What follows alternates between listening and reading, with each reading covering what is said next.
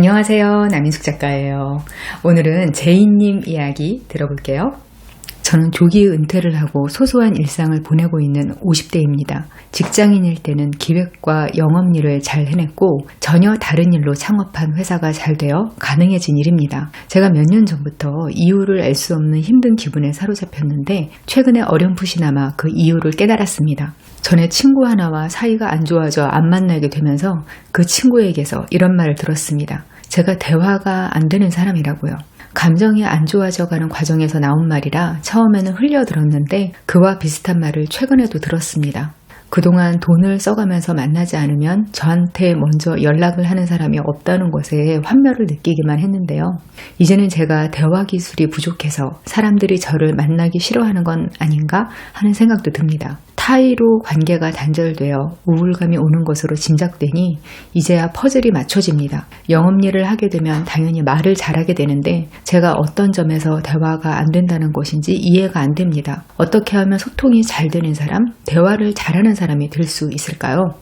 솔직히 말씀드리면 저는 우리 사연자님의 우울감이 단순히 대화를 못하는 사람이어서 그렇다 이럴 것 같지는 않거든요. 왜냐면 내가 소통이 안 되는 사람이어서 사람들이 멀리하는 거다. 그래서 내가 우울한 거다. 이런 식으로 성찰을 하고 결론을 도출해 내셨잖아요. 정말 소통이 안 되는 사람이 이게 될 리가 없어요. 소통이 정말 심하게 안 되는 분들은 그게 이제 인격이나 화법의 문제를 넘어선 기능적인 문제가 생기는 경우가 많아요. 저는 예전에는 노인이 되면 고집이 세진다, 남의 말 안 들으려고 한다, 이런 말들이 나오는 게 순전히 가치관 문제인 줄 알았거든요. 또 그렇게 배우기도 했어요. 자기 경험이 쌓이고 자기 주관이 생기니까 남의 의견에 귀 기울이지 않기 쉬운 거다. 근데 이게 생물학적인 노화하고 깊은 관계가 있는 거더라고요. 그런 분들은 전두엽 노화가 심하게 와서 외부 정보를 받아들이는 양태가 아주 달라져요. 근데 사연자님 같은 경우는 자기 성찰이 가능하고 개선 의지도 있으시잖아요. 이건 이 문제를 다른 각도에서 바라볼 필요가 있어요. 오늘은 크게 봐서 삶의 환경을 바꾸는 문제, 그리고 화법 개선을 하는 문제 두 가지 관점에서 살펴볼게요. 첫 번째, 내 말 좀 들어봐 라는 말을 습관적으로 하는지 살펴보세요. 화법 문제를 먼저 같이 이야기해 볼 건데요. 사연자님 같은 경우 회사 생활도 오래 하시고 창업하셔서 성공하시고 이런 과정을 거치신 분이잖아요. 그동안 소통의 문제가 없다고 느끼셨을 거예요. 투자를 유치하건 협업을 하건 기본적으로 피칭을 하셔야 되는데 그걸 어느 정도 잘 하셨으니까 성공하신 거 아니겠어요? 근데 사업에서의 소통은 일반적인 소통과 종류가 아예 달라요. 이익이 걸린 쟁점을 찾아내고 그걸 교환하는 게 핵심인데 이건 말을 잘하거나 하는 거하고는 또 다른 거예요. 그리고 비슷한 점에서 스피치를 잘하는 거하고 대화를 잘하는 거하고도 달라요. 어디 나가서 마이크 잡고 말하는 건 재밌게 잘하는데 개인적으로 사람 만나서는 대화를 어떻게 풀어나가야 할지 전혀 모르는 사람들도 많아요. 방송이나 무대 같은 데서 정말 기막히게 멘트를 찾아서 하시는 분들, 카메라 밖에서는 소통이 너무 안 돼서 깜짝 놀란 적이 정말 많거든요. 예를 들어볼 테니까 한번 상상해보세요. 미국 대통령 당선인 도널드 트럼프라는 인물을 생각해보세요. 공적인 자리에서 연설 잘하는 사람이에요. 교육 수준이 아주 낮은 사람들 귀에까지 쏙쏙 박힐 정도로 쉽고 강렬하게 메시지 전달을 잘하기로 유명해요. 그리고 협상도 잘하는 걸로도 많이 알려져 있어요.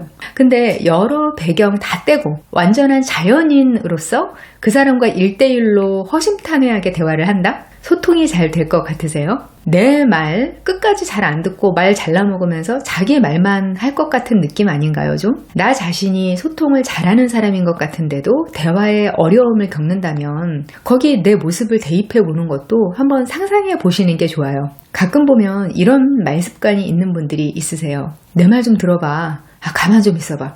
들어봐. 자신이 이야기를 하다가 누가 질문을 한다든지 자기 의견을 말한다든지 하면 이렇게 말하는 게 습관인 분들 계세요. 필요한 상황에서만 딱 그때만 말하는 게 아니라 항상 그러는 분들이 계세요. 내가 이러는 것 같아. 이러면 한 번쯤 내 소통 기술에 대해서 돌아봐야 되는 거예요. 이게 뭐가 됐든 일단은 상대방이 말하려는 걸 차단하는 말이잖아요. 이건 내가 잡은 마이크를 놓지 않겠다. 네가 어떻게 반응하건 내가 계속 말할 거야. 이런 의미일 때도 있고요. 상대방이 재미없어 하는 반응이 좀 보이는데 그 말을 끝까지 하고 싶어서 불안감을 표현하는 말일 때도 있어요. 그리고 반대로 상대방이 궁금해하는 것처럼 보이면 관심도를 더 끌어올리려고 이러는 경우도 있어요. 예를 한번 들어볼게요. 내가 옆 부서에 갔다가 김 과장네 사내 커플에 대한 소문을 들었거든? 어머, 혹시 불륜 얘기 그거예요? 가만히 있어봐. 좀 들어봐. 내가 들어갔을 때는 이대리랑 김 과장이랑 심상치 않더라고. 그래서 이런 식으로 말을 길게 하는데 결국 아까 딴 사람이 말한 불륜 얘기 맞았던 거죠. 이유가 뭐건 간에 이런 말습관 있는 사람하고 대화하는 건 재미가 별로 없어요. 이 워딩 자체보다는 그 말이 나오게 되는 대화 구조가 자기중심적이어서 그럴 수밖에 없어요. 이런 분들은 상대방이 리액션 해주느라고 맞장구 쳐주는 멘트까지 자기 말을 방해하는 걸로 간주하는 경우도 많아요. 진짜요? 와, 정말 당황하셨겠어요. 이렇게만 말해도 좀 가만히 있어봐. 끝까지 들어봐. 이런 반응이 돌아오는데요. 대부분 이런 분들은 필요에 의한 관계가 아니면 별로 대화하고 싶지 않은 그런 사람이 되기가 쉬워져요. 대화는 연설이 아니거든요. 기본적으로 서로가 상대를 이해하는 것이 전제가 되는 거예요. 제가 아는 크리에이티브 쪽 어른이 계시는데 이분은 연세가 굉장히 많으신데도 각 연령대 사람들이 항상 만나고 싶어하고 주변에 따르는 젊은이들도 굉장히 많아요. 이분이 사람들하고 대화하는 걸 보면 그 이유를 알 수 있겠더라고요. 한 사람이 무슨 말을 하는데 그게 옆에서 보기에도 썩 이치에 닿는 말은 아니었어요.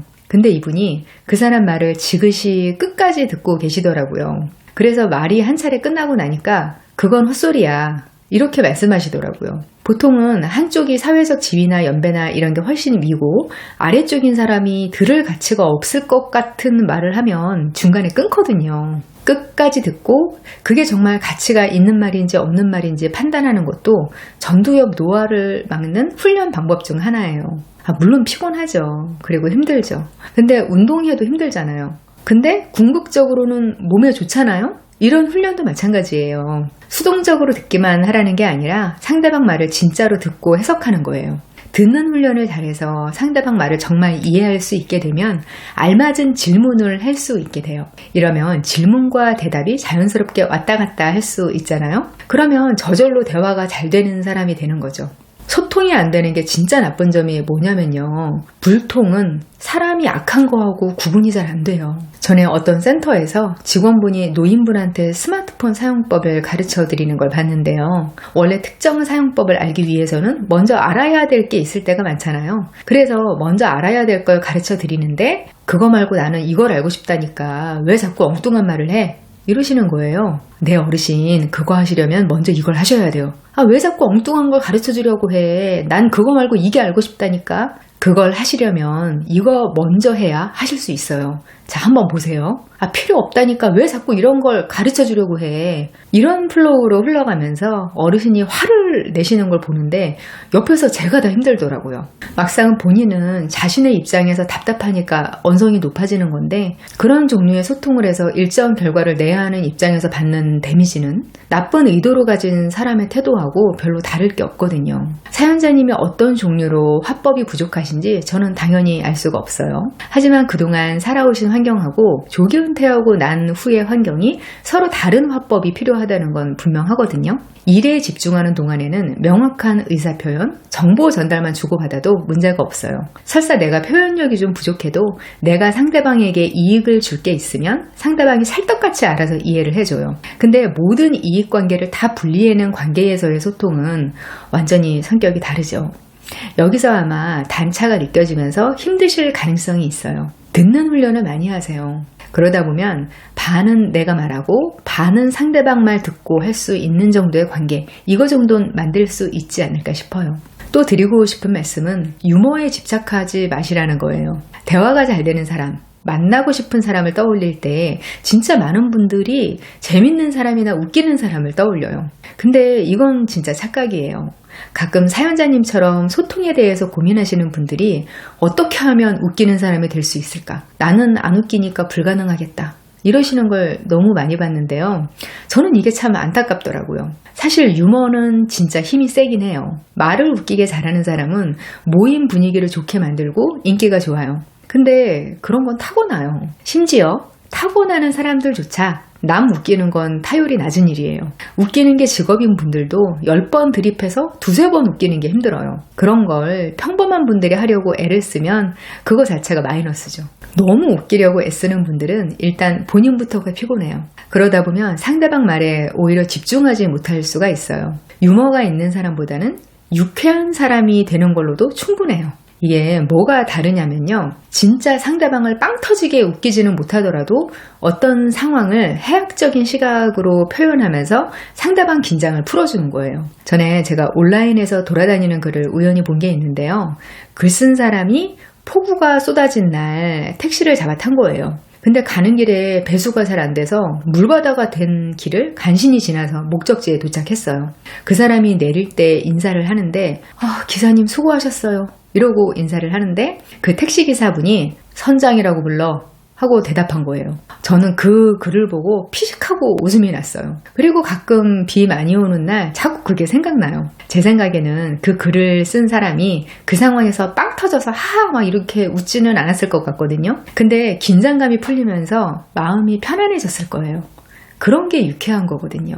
그 두 사람이 처한 환경이 어목하는 거였잖아요. 조마조마하면서 홍수가 난 거리를 지나쳐 왔어요. 그리고 그 택시 기사님은 또 그런 거리를 지나쳐서 차고지건 집이건 돌아가야 할 거란 말이에요. 그런 상황을 한번 비틀어서 바라본 거잖아요. 상대방을 작정하고 웃기겠다고 대사를 치고 반응을 살펴보고 이런 거보다는 기대 없이 유머를 가미해서 상대방을 편안하게 만드는 거. 이런 사람이 유쾌한 사람인 거죠. 근데 이런 것조차도 잘 들어주고 내가 하는 말을 이해할 수 있는 사람만은 못하다는 거. 이걸 알아두시면 좋겠어요. 두 번째, 관점이 같은 그룹을 찾아보세요. 사연자님처럼 본인 힘으로 조기 은퇴하실 정도면 그 전까지 엄청난 강도로 일을 하셨다는 거거든요. 아마 그 과정에서 소통하면서 지냈던 사람들이 다 비슷한 사람들이었을 거예요. 목표가 있고 뭔가 안 될 것 같은 것도 도전해서 성취해내거나 하는 점이 비슷한 그런 사람들이 주변에 많았을 거예요. 일을 하느라고 사적인 관계를 관리 못했을 수도 있어요. 그런 과정을 지나쳐서 조기 은퇴를 하신 건데요. 이렇게 되면 주변의 인적 환경이 확 달라지거든요. 개인적으로 사이가 좋았건 어쨌건 치열하게 살면서 목표를 공유했던 사람들이 사라지는 거잖아요. 이 사람들이 사라진다. 이 표현이 참 복잡한 면이 있는데요. 한 예를 들자면 경제적으로 갑자기 성공하시는 분들 중 상당수가 자취를 감추시더라고요. 이전에 알고 지냈던 사람들, 그 누구하고도 연락이 안 된대요. 이전 집단에서 배제되는 게 아니라 내가 끊고 떠나는 거예요. 이 경우는. 그 이유가 어떤 거냐면 초기에는 너무 피곤해서 그러는 거예요. 조기 은퇴를 할 만큼 뭔가 일정 목표를 달성하려면 그 직전까지 미치도록 달리는 거거든요.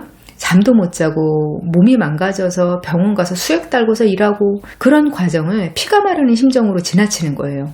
그 성공을 얻기 전까지 엄청 피곤했는데 그 목표를 이루고 나서도 피곤해요. 그런 성취를 이룬 걸 확인하는 과정에서 도파민이 엄청나게 나오는데 그렇게 몸과 마음이 고양된 상태가 사람을 피곤하게 만들어요. 그런 상태에서 사람을 만나고 뭐고 할 에너지가 없어요. 거기다가 지인들 사이에서 대개는 소문이 빨리 퍼져 있거든요. 긍정적이건 부정적이건 달라진 자기 처지에 대해서 여러 피드백이 귀에 들어와요. 거기에는 청탁이나 부탁도 상당수 포함되어 있어요. 가뜩이나 힘든 상태인데 이걸 관리할 정신이 없으니까 일단은 다 뒤로 미루는 거예요. 당장은 좀 숨어서 자기 상태를 정리할 시간이 필요한 거죠. 근데 시간이 지나면 다시 이전 관계로 돌아갈 수 있을까요? 그 사이에 사람들 사이에서 돈 벌더니 사람이 싹 변했다고 평판이 나빠져 있어요. 그리고 만나도 처지가 달라져서 서로가 불편한 면들이 많아요. 그렇게 정서적 간극이 깊어진 관계들로 다시 못 돌아가죠. 그리고 이런 분들 인간관계를 상당수는 일로 연결되어 있던 사람들인데 만나서 소통할 이유가 이제 사라졌잖아요. 이런저런 이유로 이전에 유지하던 관계에 굉장히 큰 부분이 숭덩 잘려나가는 게 자연스러워요. 그러면서도 원래 부자였고 어렸을 때부터 서로 인맥을 형성해온 사람들 무리에 갑자기 들어가는 건 또 여러 가지로 어려워요. 일을 안 하는데 부자인 사람. 근데 또래들은 다 한창 일을 할 나이인 사람. 이런 분이 공감대를 갖고 소통할 사람 찾기가 쉽지 않죠. 그러다 보니까 가족들과만 지내거나 아예 거의 혼자 지내는 분들도 계세요. 이게 처음에는 괜찮을 수 있는데 시간이 지나면 사연자님 같은 기분이 될 가능성이 높아지거든요. 사연자님은 굉장히 남들이 부러워할 상황이 되신 거긴 한데 그것 때문에 힘들어진 부분이 분명히 있을 거예요. 근데 그건 또 그 누구도 공감해주지 못하는 고통이죠. 세상을 살면서 나한테 일어나는 일은 항상 양면성을 갖고 있어요. 그러니까 이것도 내가 감당해야 하는 일이구나 생각하고 그 상황에서의 개선 방법을 찾으면 돼요. 사연자님 같은 경우는 얕은 관계라도 인간다운 소통을 할 수 있는 그런 그룹이나 사람들을 찾으셔야 돼요. 가장 단순한 방법은 일을 다시 시작하시는 거예요, 사실. 그러면 일정한 목표가 생기면서 그걸 공유할 수 있는 소통 창구가 생기죠. 실제로 사연자님 같은 상황으로 은퇴하셨다가 다시 일 시작하는 경우 굉장히 많아요. 이런 경우 문제는요, 인생이 다시 힘들어진다는 거죠. 일을 시작해도 적당히 하면 될 텐데 이런 분들은 또 일을 하다 보면 작게 시작해도 점점 일이 커지더라고요. 처음부터 낮은 목표를 정해서 거기까지 도달하면 정리하는 식으로 설계해서 일을 해보시는 걸 좀 권하고 싶어요. 그리고 그럴 생각이 없다면 관계 자체를 위한 투자를 따로 생각해 두셔야 돼요. 어떤 분들은 내 이야기를 잘 들어줄 특정 집단의 스폰서가 되기도 해요. 내가 꼭 돈을 써야만 사람들하고 소통할 수 있는 정도밖에 안 되는 사람인가? 이런 식으로만 생각하면 어려워져요. 특정 소그룹이 마음에 들고 또 거기 나가면 재밌어. 그러면 모일 때 드는 비용을 상당 부분 후원하시더라고요. 그러면 아까 소통 환경이 바뀌면서 단차가 발생한다고 했잖아요. 그 단차를 후원받는 사람들이 맞춰주면서 어느 정도 만족스러운 소통이 되는 거예요. 저분은 가끔씩 모임에 나오면 비싼 음식값 다 내고 그러더라. 무슨 이익이 있다고 그러는지 이해가 안 돼. 이런 말 들은 적 꽤 있거든요. 그게 그 사람한테는 이런 식으로 정서적인 이익이 있어서 그러는 거예요. 아니면 정말 낯선 집단에 가서 대접받을 생각하지 말고 큰 기대도 하지 말고 얕은 소통을 간헐적으로 해보는 것도 도움이 돼요. 만남이 지속되지 않고 그때뿐이더라. 이러면서 허무해 하시기도 하는데요. 이제 우리는 그런 정도의 접촉에도 의미가 있다는 걸 알고 익숙해질 때가 됐어요. 내 속 다 보이고 하고 싶은 말 다 해도 되는 관계가 아니면 싫어. 이렇게만 생각하다가 완전히 관계에서 고립이 되는 경우가 적지 않은데요. 사람한테는 고독이 적당히 필요하지만 고립이 돼버리면 정서적으로 서서히 병이 들게 돼 있어요. 사연자님도 이런 점들 고려해 보시면 좋겠습니다. 쑥쑥님들의 삶이 사연자님하고 다르더라도 분명히 참고하실 점이 있거든요. 소통에 대한 내 인생의 숙제, 오늘 이야기로 힌트를 얻으시면 좋겠습니다. 저는 다음 이 시간에 여기서 다시 만나요. 기다릴게요.